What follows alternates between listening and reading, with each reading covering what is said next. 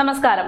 പത്തനംതിട്ട മൈലപ്ര സഹകരണ ബാങ്ക് തട്ടിപ്പ് കേസിൽ നടപടി. ബാങ്ക് മുൻ പ്രസിഡന്റ് ജെറി ഈശോ ഉമ്മൻ, സെക്രട്ടറി ജോഷോ മാത്യു, ഇവരുടെ ബന്ധുക്കൾ എന്നിവരുടെ 18 കോടിയുടെ സ്വത്തുവകകൾ സഹകരണ വകുപ്പ് ജപ്തി ചെയ്തു. ബാങ്കിൽ ഈട് വെച്ചിട്ടുള്ള വസ്തുക്കൾ ഇവർ കൈമാറ്റം ചെയ്യാൻ നീക്കം നടത്തുന്നു എന്ന് അറിഞ്ഞതിന്റെ അടിസ്ഥാനത്തിലാണ് ജപ്തി എന്നാണ് സഹകരണ വകുപ്പ് വ്യക്തമാക്കുന്നത്. വൻ ക്രമക്കേട് നടന്ന ബാങ്കിൽ ക്രൈംബ്രാഞ്ച് അന്വേഷണം ഉൾപ്പെടെ പുരോഗമിക്കുകയാണ്. ഉടൻ ജപ്തി എന്ന നടപടിയാണ് ഈ സംഭവത്തിൽ സഹകരണ വകുപ്പ് സ്വീകരിച്ചിരിക്കുന്നത്. കഴിഞ്ഞ മാർച്ചിലാണ് ബാങ്ക് സെക്രട്ടറിയായ ഷാജി ജോർജിനെ ഈ സംഭവത്തിൽ സർവീസിൽ നിന്ന് സസ്പെൻഡ് ചെയ്തത്. മൈലപ്ര സഹകരണ ബാങ്കിന്റെ പേരിൽ വാണിജ്യ ബാങ്കിൽ ഉണ്ടായിരുന്ന 2 കോടിയോളം രൂപ പിൻവലിച്ചതിന് വിനിയോഗിച്ചതിനും രേഖയിൽ നിന്ന് കണ്ടെത്തിയതിന്റെ അടിസ്ഥാനത്തിലാണ് തുടർ നടപടി ഉണ്ടായത്.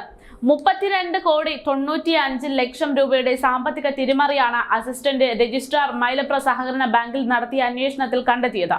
ബാങ്കിന്റെ നിയന്ത്രണത്തിലുള്ള അമൃത ഫാക്ടറിയിൽ ഗോതമ്പ് സ്റ്റോക്കിലെ പൊരുത്തക്കേടുകൾ, നിക്ഷേപകരുടെ വായ്പയിലെയും നിക്ഷേപത്തിലെയും വ്യക്തത കുറവ്, ബാങ്കിലെ സാമ്പത്തിക പ്രതിസന്ധി, ഇതെല്ലാം കണക്കിലെടുത്താണ് സഹകരണ ചട്ടം 65 പ്രകാരം അന്വേഷണം നടക്കുന്നത്.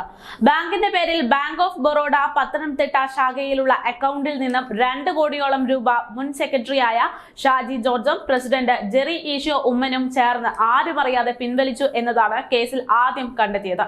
ക്രമക്കേട് ശ്രദ്ധയിൽപ്പെട്ടതിന് പിന്നാലെ ഇരുവർക്കുമെതിരെ സഹകരണ സംഘം ജോയിന്റ് രജിസ്ട്രാർ പോലീസിൽ പരാതി നൽകുകയായിരുന്നു. വിദേശത്ത് കടന്നിട്ടുള്ള ഷാജി ജോർജിനെ അഡ്മിനിസ്ട്രേറ്റീവ് കമ്മിറ്റി സസ്പെൻഡ് ചെയ്തതോടെയാണ് ആദ്യ നടപടിയെടുക്കുന്നത്.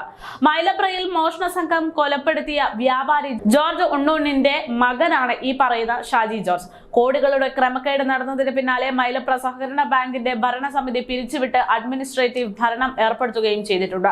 അംഗങ്ങളായി ഉള്ളത് deputy registrar VG Ajay Kumar, assistant registrar planning Nazeer, Kozhencherry assistant registrar Shyankumar എന്നിവരാണ് അംഗങ്ങൾ.